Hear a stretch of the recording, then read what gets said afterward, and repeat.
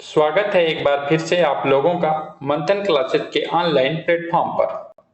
Friend, चलते हैं, शुरू करते हैं बिहार पुलिस प्रैक्टिस सेट की श्रृंखला को बढ़ाते हुए।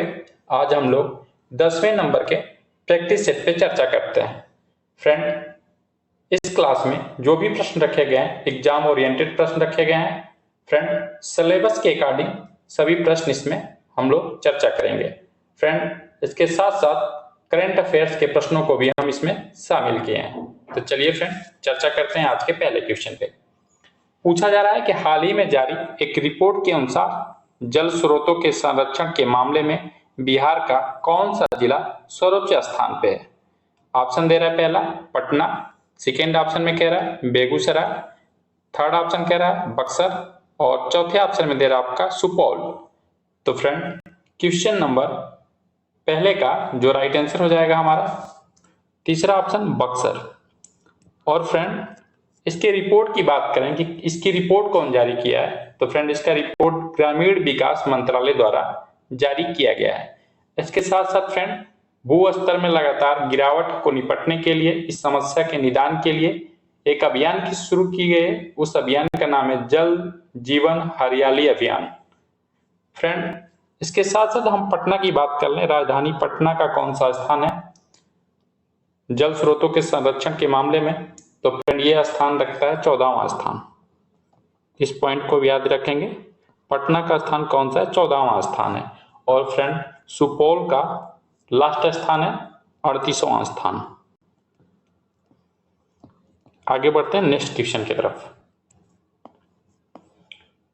बोध गया का महाबोधि मंदिर पहली बार किस शासक के द्वारा बनवाया गया था। अजातशत्रु, अशोक, समुद्रगुप्त, हर्षवर्धन। तो राइट आंसर हमारा बनेगा सेकेंड ऑप्शन, अशोक के द्वारा बोध गया का महाबोधि मंदिर बनवाया गया था।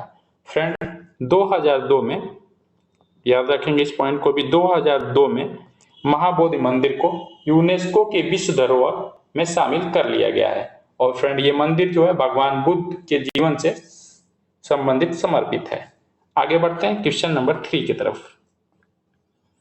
22 मार्च 2024 को बिहार दिवस की कौन सी वर्षगांठ मनाई गई है। तो फ्रेंड, 22 मार्च को हम बिहार दिवस के रूप में मनाते हैं। तो फ्रेंड, कौन सी नंबर की ये वर्षगांठ थी, तो फ्रेंड राइट आंसर हो जाएगा क्वेश्चन नंबर 3 का थर्ड ऑप्शन, 112वीं वर्षगांठ थी। आगे बढ़ते हैं क्वेश्चन नंबर 4 की तरफ। अमेरिका की खोज किसने की। वास्को डी गामा, कोलंबस, कप्तान कुक, मार्को पोलो। तो फ्रेंड राइट आंसर हमारा बनेगा यहाँ पे सेकेंड ऑप्शन, कोलंबस के द्वारा अमेरिका की खोज 1492 में की गई थी। 1492 में कोलंबस के द्वारा अमेरिका की खोज की गई। फ्रेंड, वास्को डी गामा ने भारत की खोज की कब, ये 1498 में वास्को डी गामा ने किसकी खोज की, भारत की। और फ्रेंड, ये 1498 में कालीकट तट पे पहुंचा, जहां पे वहां के राजा जमोरी ने वास्को डी गामा का स्वागत भी किया था। आगे बढ़ते हैं क्वेश्चन नंबर 5 की तरफ। 1950 के पहले हिंद चीन में देश शामिल होते थे। तो फ्रेंड राइट आंसर हो जाएगा क्वेश्चन नंबर 5 का हमारा पहला ऑप्शन। इसमें शामिल वियतनाम, कंबोडिया और लाओस, ये शामिल देश थे हिंद चीन में। तो आगे बढ़ते हैं नेक्स्ट क्वेश्चन की तरफ। विद्युत बल्ब का तंतु किसका बना होता है। नाइक्रोम, टंगस्टन, तांबे, एल्युमिनियम। तो राइट आंसर हमारा हो जाएगा यहाँ पे सेकेंड ऑप्शन, टंगस्टन का। फ्रेंड, टंगस्टन जो होता है मिश्र धातु होती है, और इसके साथ साथ इसका जो गलनांक होता है उच्च होता है, जिसके कारण जो बल्ब का फिलामेंट है ये पिघलता नहीं है, इसलिए आपका टंगस्टन का प्रयोग किया जाता है। आगे बढ़ते हैं। हीमोग्लोबिन वर्णक किस में पाया जाता है। आरबीसी, डब्ल्यूबीसी, प्लेटलेट और मोनोसाइट में। तो राइट आंसर हो जाएगा क्वेश्चन नंबर 7 का हमारा पहला ऑप्शन, ये आरबीसी में पाया जाता है। फ्रेंड, आरबीसी को हम लाल रक्त कणिकाएं के नाम से भी जानते हैं। और फ्रेंड WBC की चर्चा करें फ्रेंड तो इसे श्वेत रक्त कणिकाएं कहते हैं। और फ्रेंड श्वेत रक्त कणिकाएं जो होती हैं ये हमारे शरीर में रोगजनक जो बाहर से आक्रमण होते हैं उनको नष्ट करने का काम करती है। ये प्रतिरोधक का काम करती है, रोगों के प्रति लड़ने का कार्य करती है। आगे बढ़ते हैं क्वेश्चन नंबर 8 की तरफ। पराग का एक फूल से दूसरे फूल में निम्नलिखित में से किस माध्यम के द्वारा स्थानांतरण हो सकता है? हवा के माध्यम से, जल के माध्यम से, कीट के माध्यम से। चौथा ऑप्शन कह रहा है उपरोक्त सभी के द्वारा। तो राइट आंसर हो जाएगा चौथा, उपरोक्त सभी के द्वारा हो सकता है। आगे बढ़ते हैं। उस एजेंसी का नाम जिसके मार्फत सरकार बफर स्टॉक के लिए खाद्यान्न खरीदती है वह है भारतीय खाद्य निगम, भारतीय खाद्य आपूर्ति निगम, राज्य व्यापार निगम, निर्यात आयात निगम। तो 9 का हमारा राइट आंसर जो बनेगा यहाँ पे पहला ऑप्शन भारतीय खाद्य निगम है। आगे बढ़ते हैं क्वेश्चन नंबर 10 की तरफ। पूछा जा रहा है प्रसिद्ध गीत सारे जहां से अच्छा की रचना किसने की थी? रविन्द्रनाथ टैगोर के द्वारा, जयदेव के द्वारा, बंकिम चंद्र चट्टोपाध्याय के द्वारा, मोहम्मद इकबाल के द्वारा। तो क्वेश्चन नंबर 10 का हमारा राइट आंसर जो बनेगा चौथा ऑप्शन मोहम्मद इकबाल के द्वारा किया गया था आपके सारे जहां से अच्छा की रचना। आगे बढ़ते हैं। हमारा जो राष्ट्रगान है फ्रेंड ये किसके द्वारा लिखा गया है? तो रविन्द्रनाथ टैगोर के द्वारा लिखा गया है, याद रखेंगे। आगे बढ़ते हैं। गैलीलियो ने किस यंत्र की खोज की? टेलीस्कोप, कंपास, घड़ी, भाप इंजन। तो फ्रेंड 11 का हमारा राइट आंसर जो बनेगा यहाँ पे पहला ऑप्शन हो जाएगा टेलीस्कोप की खोज गैलीलियो के द्वारा किया गया था। 10 दिसंबर मनाया जाता है मानवाधिकार दिवस के रूप में, विश्व स्वास्थ्य दिवस के रूप में, मजदूर दिवस के रूप में, ओजोन दिवस के रूप में।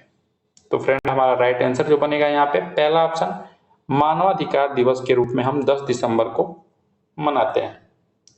आगे बढ़ते हैं क्वेश्चन नंबर 13 की तरफ। भारतीय संविधान दिवस मनाया जाता है 26 जनवरी को, 26 अक्टूबर को, 26 नवंबर को, 15 अगस्त को। तो 13 का राइट आंसर हो जाएगा क्वेश्चन नंबर 13 का हमारा तीसरा ऑप्शन 26 नवंबर को मनाया जाता है। फ्रेंड 26 नवंबर याद रखेंगे 26 नवंबर 1949 को, ये जो तारीख है 26 नवंबर 1949 को, इसी दिन हमारा संविधान बनके तैयार हो गया था। इसलिए 26 नवंबर को हम भारतीय संविधान दिवस के रूप में मनाते हैं। आगे बढ़ते हैं क्वेश्चन नंबर 14 की तरफ। संयुक्त राष्ट्र संघ में हिंदी में भाषण देने वाले पहले व्यक्ति कौन रहे? स्वामी विवेकानंद, लाल बहादुर शास्त्री, अटल बिहारी वाजपेयी, उपयुक्त में से कोई नहीं। तो राइट आंसर हो जाएगा हमारा तीसरा ऑप्शन अटल बिहारी वाजपेयी। तो फ्रेंड्स ये अटल बिहारी वाजपेयी थे जो पहले बार हिंदी में आपका संयुक्त राष्ट्र में जो भाषण दिए थे तो ये 1977 में दिए थे। और उस समय ये किस पद पे थे? तो ये विदेश मंत्री के पद पर कार्यरत थे। और दोबारा ये फिर 2000 में ये प्रधानमंत्री के रूप में संयुक्त राष्ट्र संघ में हिंदी में भाषण दिए। एक बार 1977 में भाषण दिए तब ये विदेश मंत्री थे, जब 2000 में भाषण दिए हिंदी में तो ये आप उस समय खुद प्रधानमंत्री थे। आगे बढ़ते हैं क्वेश्चन नंबर 15 की तरफ। पंचायती राज की त्रिस्तरीय प्रणाली में आते हैं। तो 15 का हमारा राइट आंसर जो बनेगा फ्रेंड यहाँ पे चौथा ऑप्शन ग्राम पंचायत, क्षेत्र समिति और जिला पंचायत। चौथा ऑप्शन हमारा राइट हो जाएगा।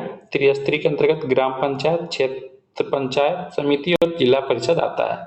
और फ्रेंड ये जो त्रिस्तरीय पंचायती व्यवस्था लागू की गई थी ये किस समिति की अनुशंसा पे की गई थी? तो याद रखेंगे बलवंत राय मेहता समिति की अनुशंसा पे ये त्रिस्तरीय प्रणाली अपनाई गई थी। आगे बढ़ते हैं क्वेश्चन नंबर 16 की तरफ। डी.आई. मेंडलीव को श्रेय दिया जाता है। तो फ्रेंड डी.आई. मेंडलीव जो थे ये आपके तत्वों की आवर्त सारणी के लिए इनका श्रेय दिया जाता था। इन्होंने बनाई थी तत्वों की आवर्त सारणी। आगे बढ़ते हैं क्वेश्चन नंबर 17 की तरफ।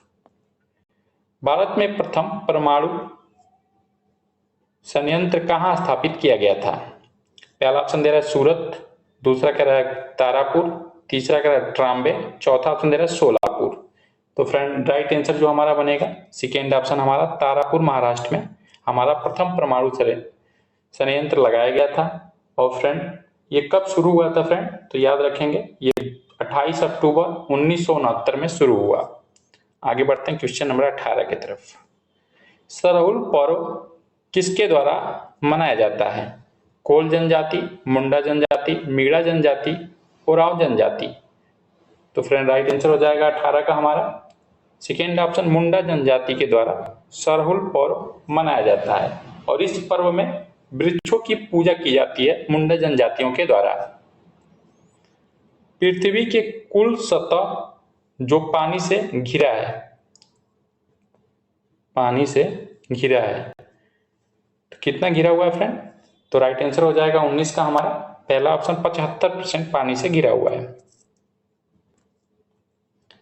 क्रिया बल एवं प्रतिक्रिया बल सदैव रिक्त स्थान दे रहा लगते हैं। तो फ्रेंड 20 का राइट आंसर जो हमारा यहाँ पे बनेगा चौथा ऑप्शन विभिन्न वस्तुओं पर और विपरीत दिशाओं में लगते हैं, ये हमारा राइट हो जाएगा।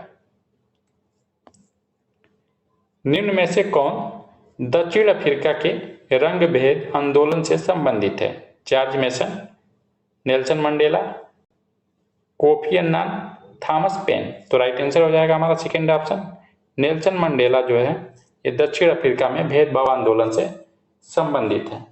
फ्रेंड नेल्सन मंडेला जो थे ये 27 साल कारावास के बाद ये दक्षिण अफ्रीका के प्रथम अश्वेत राष्ट्रपति बने थे। और ये जब राष्ट्रपति 1994 से लेके ये इनका शासनकाल था 1999 तक।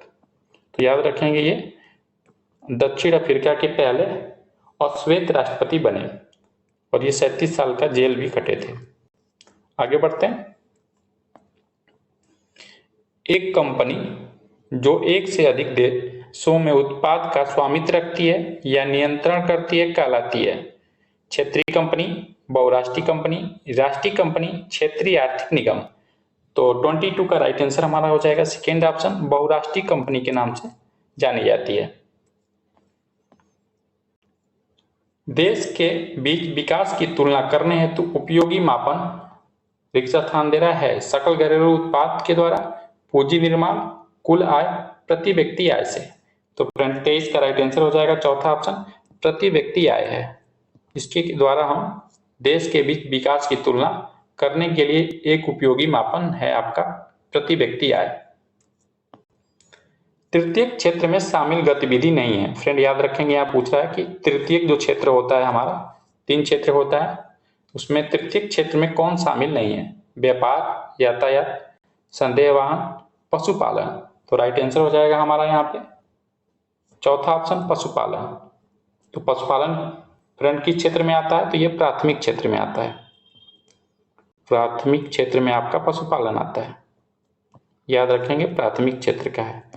फ्रेंड प्राथमिक क्षेत्र के अंतर्गत आपका इसका अंतिम उद्देश्य जो होता है प्राथमिक क्षेत्र का ये प्राकृतिक संसाधनों का दोहन होता है। और इसके अंतर्गत कृषि आता है आपका, मछली पालन आता है आपका, वानिकी आता है, खनन आता है।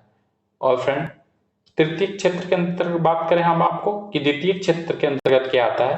तो फ्रेंड द्वितीय क्षेत्र जो होता है हमारा प्रोसेसिंग, मैन्युफैक्चरिंग ये सब कार्य जो आता है द्वितीय क्षेत्र के अंतर्गत आता है। और तृतीय क्षेत्र की बात कर लें फ्रेंड तो इसमें सेवाएं आती हैं, जैसे व्यापार हो गया, यातायात हो गया, संदेशवाहन हो गया, ये सब आपके तृतीय क्षेत्र के अंतर्गत आती हैं। तो आगे बढ़ते हैं क्वेश्चन नंबर 25 की तरफ। भारत में सर्वाधिक क्षेत्र में फैले हुए वन हैं।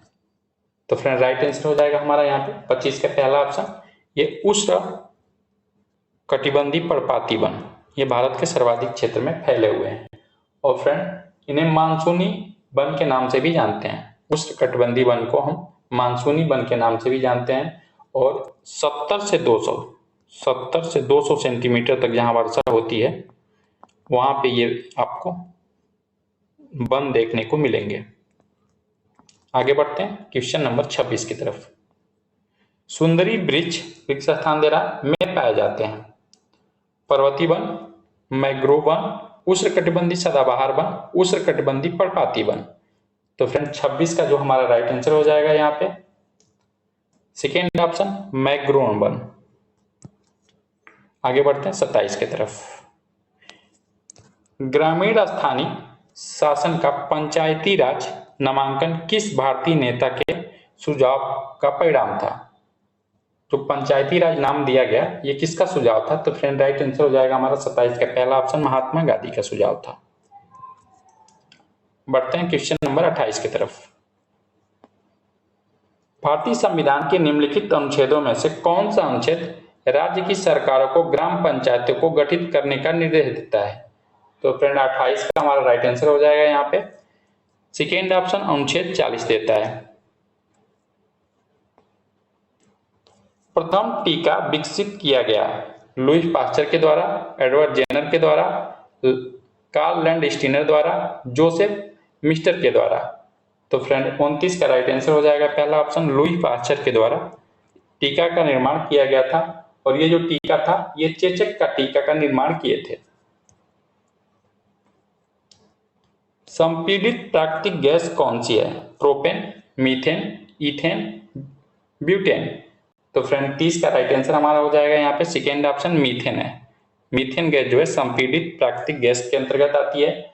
और फ्रेंड जो मीथेन गैस है दलदली स्थानों में ये पाई जाती है, जैसे धान के खेत में और कोयले के खानों में।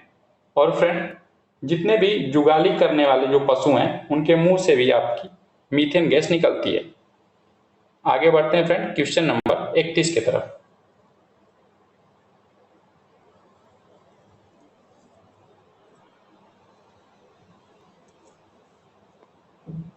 राज्यसभा का सभापति अपना त्यागपत्र संबोधित करता है राष्ट्रपति को, प्रधानमंत्री को, उपसभापति को, राज्यसभा के वरिष्ठतम सदस्य को। तो फ्रेंड यहाँ पे राइट आंसर जो हमारा बनेगा ये जो है आपका पहला ऑप्शन हो जाएगा, राष्ट्रपति को संबोधित करता है। फ्रेंड राज्यसभा का जो सभापति होता है वो कौन होता है फ्रेंड बताइए हमको? तो फ्रेंड वो होता है आपका उपराष्ट्रपति। जो राज्यसभा का सभापति बनता है वो उपराष्ट्रपति ही रहता है। तो फ्रेंड वो अपना त्यागपत्र राष्ट्रपति को आपको संबोधित करता या देता है। आगे बढ़ते हैं क्वेश्चन नंबर 32 की तरफ। मृदा अपरदन को रोका जा सकता है वन रोपण के द्वारा, वनोन्मूलन के द्वारा, उर्वरक के अत्यधिक प्रयोग के द्वारा, अतिचारण के द्वारा। तो 32 का राइट आंसर जो बनेगा हमारा पहला वन रोपण के द्वारा, वन लगा के हम पेड़ लगा के हम रोक सकते हैं मृदा अपरदन को। और सेकेंड ऑप्शन कह रहा है वनोन्मूलन के द्वारा पेड़ों को काट के तो नहीं रोका जा सकता, अत्यधिक उर्वरक का प्रयोग करेंगे तो भी नहीं, और अतिचारण अत्यधिक जानवरों के द्वारा जो चराई होगी इसके माध्यम से भी आपका मृदा अपरदन होता है। तो राइट आंसर हमारा पहला ऑप्शन हो जाएगा वन रोपण के द्वारा। आगे बढ़ते हैं क्वेश्चन नंबर 33 की तरफ। कर्नाटक में होने वाली ग्रीष्म ऋतु की वर्षा को कहते हैं आम्र वर्षा, चाय वर्षा, मावत, काल बैसाखी। तो फ्रेंड राइट आंसर हो जाएगा हमारा 33 का यहाँ पे पहला ऑप्शन आम्र वर्षा। फ्रेंड ये लोकल नाम है। फ्रेंड यह जो होती है वर्षा ये जो कर्नाटक में, इससे वहाँ के आम के फसलों को लाभदायक प्रदान करती है, फायदा पहुंचाती है, इसलिए वहाँ पे लोकल नाम आम्र वर्षा दे दिया गया है। इसी प्रकार की फ्रेंड जो चाय वर्षा होती है असम में होती है, तो असम में जो चाय की खेती होती है उसको फायदा पहुंचाती है, तो ये चाय वर्षा को जो दिया गया है ये असम में नाम दिया गया है। और फ्रेंड काल बैसाखी का संबंध आपका पश्चिम बंगाल से है। आगे बढ़ते हैं क्वेश्चन नंबर 34 की तरफ। भारत में लौटते मानसून की वर्षा की अवधि है। तो फ्रेंड 34 का राइट आंसर हो जाएगा हमारा सेकेंड ऑप्शन लौटती हुई मानसून से जो वर्षा होती है अक्टूबर नवंबर के महीने में होती है। भूगोल शब्द का सर्वप्रथम प्रतिपादित किसने किया था? तो 35 का राइट आंसर हमारा बनेगा यहाँ पे सेकेंड ऑप्शन इराटोस्थनीज ने किया था। फ्रेंड बताइए आप हमको कि इतिहास के पितामह कौन कहे जाते हैं? कमेंट बॉक्स में बताएंगे आप। हड़प्पा के लोग किस धातु का उपयोग नहीं जानते थे? तो ये लोहा का प्रयोग नहीं जानते थे।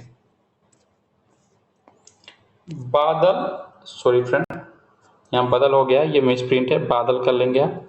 बादल या कोहरा किस कोलाइडी तंत्र का उदाहरण है? तो फ्रेंड 37 का जो हमारा राइट आंसर हो जाएगा यहाँ पे थर्ड ऑप्शन, गैस में विक्षेपित द्रव का ये कोलाइडी तंत्र है। 38 में पूछ रहा है कि अक्षय नवीकरणीय ऊर्जा स्रोत का उदाहरण है, कोयला, पेट्रोलियम, प्राकृतिक गैस, सूर्य। तो सूर्य हो जाएगा चौथा ऑप्शन हमारा राइट। जापान रिक्त स्थान दे रहा है, एक विकसित धनवान देश बना मानव संसाधनों के निवेश के द्वारा, प्राकृतिक संसाधनों के प्रयोग के द्वारा, कृषि गतिविधियों के विकास के द्वारा, आधुनिक तकनीकी के आयात के द्वारा। तो 39 का जो हमारा राइट आंसर हो जाएगा पहला ऑप्शन, मानव संसाधन के निवेश के द्वारा बना था।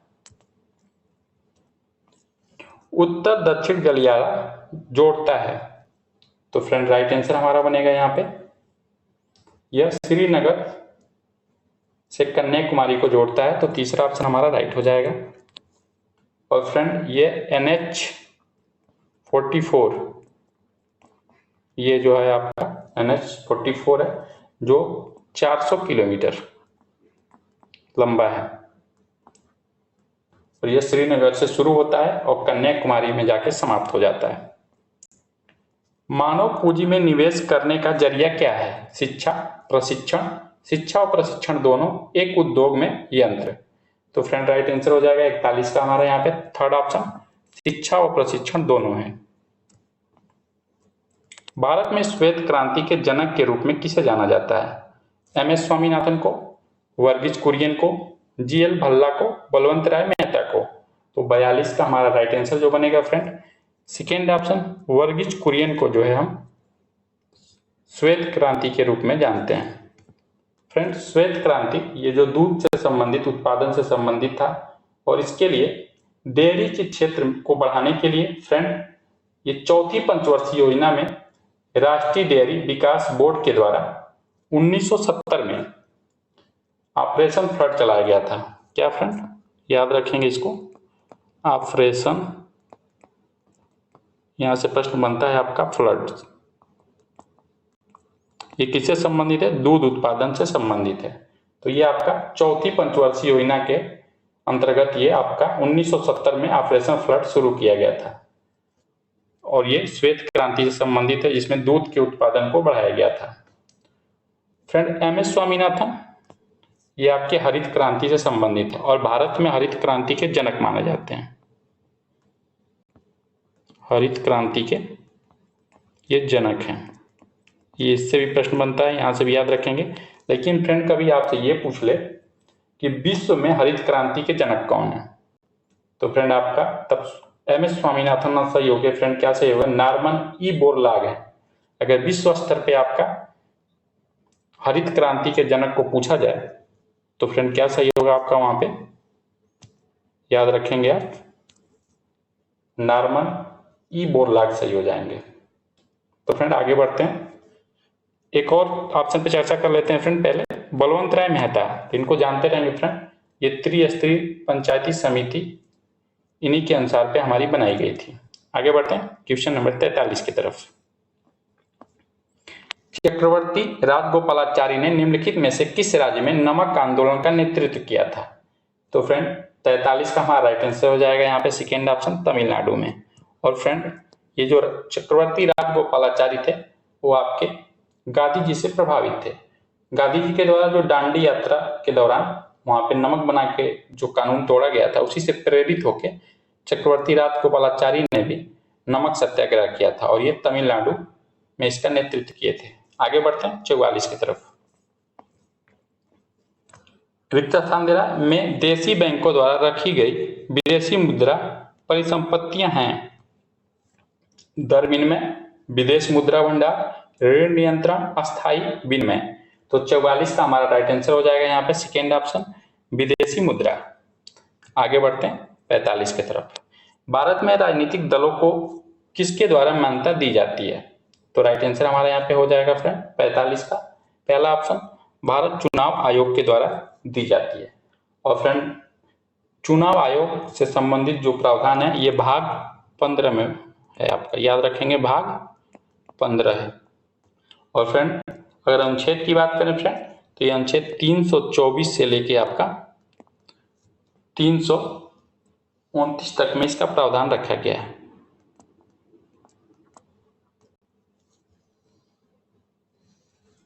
आगे बढ़ते हैं क्वेश्चन नंबर 46 की तरफ। बिहार में स्थित बरौनी तेल शोधक कारखाना का निर्माण किस पंचवर्षीय योजना के कार्यकाल में हुई थी? तो राइट आंसर हो जाएगा हमारा तीसरा ऑप्शन, तृतीय पंचवर्षीय काल में। भारत के किस राज्य में महिला साक्षरता का प्रतिशत सर्वाधिक है? तमिलनाडु, केरल, कर्नाटक, गुजरात। तो 47 का हमारा राइट आंसर जो बनेगा फ्रेंड यहाँ पे केरल हो जाएगा आपका राइट आंसर। आगे बढ़ते हैं नेक्स्ट क्वेश्चन की तरफ। क्वेश्चन नंबर 48 पे चर्चा करते हैं फ्रेंड। भारत में पहली पूर्ण जनसंख्या वर्ष में की गई थी? फ्रेंड यहाँ मिसप्रिंट है, पहली जनगणना।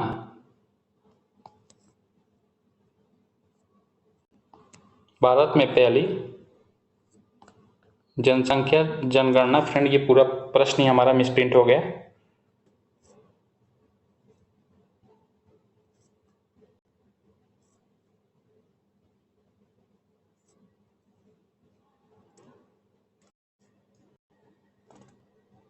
ठीक है फ्रेंड, ये प्रश्न सही है आपका। पूछा जा रहा है कि भारत में पहली पूर्ण जनसंख्या वर्ष में की गई थी 1872 में, 1881 में, 1891 में, 1885 में। तो फ्रेंड इसका राइट आंसर हो जाएगा जो हमारा 48 का सेकेंड ऑप्शन 1981 में की गई थी। तो फ्रेंड याद रखेंगे ये जो आप था नियमित जनगणना 1881 शुरू की गई थी और ये किसके शासनकाल में शुरू की गई थी? तो ये रिपन का, लॉर्ड रिपन के शासनकाल में शुरू की गई थी। अगर फ्रेंड ये पूछा जाए कि पहली जनगणना, फर्स्ट जनगणना किसके शासनकाल में शुरू की गई और कब? तो फ्रेंड इसका उत्तर जो होगा ये आपका 1872 में। किसके शासनकाल में? लॉर्ड मेयो के शासनकाल में, लॉर्ड मेयो। लेकिन फ्रेंड जो नियमित जनगणना हर 10 साल पे होने लगी ये आपका 1881 से लॉर्ड रिपन के शासनकाल से होने लगी। आगे बढ़ते हैं क्वेश्चन नंबर 49 की तरफ। हाल ही में सेला सुरंग को इंटरनेशनल बुक ऑफ ऑनर द्वारा भारत की सबसे ऊंची सुरंग के रूप में मान्यता दी गई है। सेला सुरंग कहाँ स्थित है? हिमाचल प्रदेश, सिक्किम, लद्दाख, अरुणाचल प्रदेश। तो फ्रेंड 49 का राइट आंसर हो जाएगा हमारा चौथा ऑप्शन, यह अरुणाचल प्रदेश में स्थित है। और फ्रेंड इसकी ऊंचाई की बात कर लें, इसकी ऊंचाई जो है 13,000 फीट है और 2.598 कितना फ्रेंड? 2.598 किलोमीटर लंबी सुरंग है। जानते रहेंगे फ्रेंड इस पॉइंट को भी। आगे बढ़ते हैं क्वेश्चन नंबर 50 की तरफ। और फ्रेंड ये लास्ट क्वेश्चन होगा आज हमारा। पूछा जा रहा है कि हाल ही में अंतर्राष्ट्रीय आर्द्र भूमि के रूप में नामित नागी और नकटी अभ्यारण्य बिहार के किस जिले में स्थित है? पटना, भागलपुर, जमुई, मुजफ्फरपुर। तो फ्रेंड राइट आंसर जो हो जाएगा हमारा 50 का तीसरा ऑप्शन जमुई में। फ्रेंड इसे हाल ही में आपका अंतर्राष्ट्रीय आर्द्र भूमि के रूप में शामिल किया गया नागी और नकटी को। तो फ्रेंड ये जो जगह है आपका ये जमुई के झाझा वन के अंदर स्थित है। तो फ्रेंड इस प्रकार हम लोग 50 महत्वपूर्ण प्रश्नों पे चर्चा किए हैं। तो फ्रेंड ये क्लास अच्छी लगी हो तो लाइक करिए और ज़्यादा से ज़्यादा अपने फ्रेंडों में शेयर करिए इस क्लास को। तो फ्रेंड इसी तरह की क्लास के साथ हम मिलते हैं नेक्स्ट क्लास में। लास्ट तक हमारी क्लास देखने के लिए थैंक यू।